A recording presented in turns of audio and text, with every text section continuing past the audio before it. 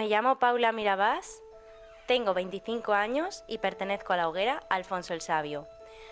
Actualmente trabajo como técnico de recursos humanos en TM Grupo Inmobiliario.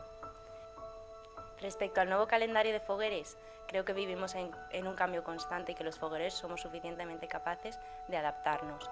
Creo que podemos disfrutarlo igual, sea en unas fechas o en otras. En cuanto a mi acto favorito, la verdad es que me gustan todos, pero si tuviera que elegir, creo que la cremá, porque es una noche mágica en la que se cumplen sueños, pero sobre todo porque después me lo he pasado siempre súper bien en la bañá. Lo he disfrutado como una enana y creo que ahí se crea un vínculo increíble con toda la gente de la comisión.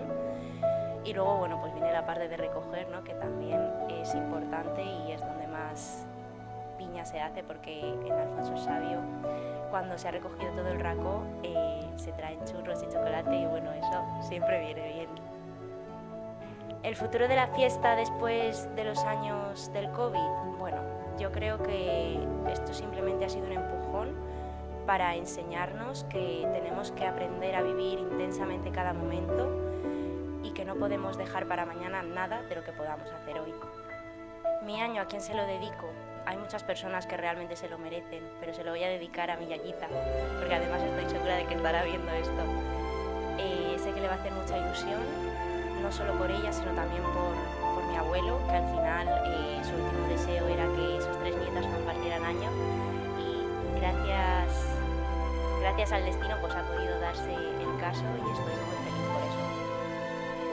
Y finalmente, pues nada, dar un saludo a mi comisión, que me ha mostrado mucho apoyo todo este tiempo, no solamente en estas hogueras. Y nada, un beso, que os quiero un montón.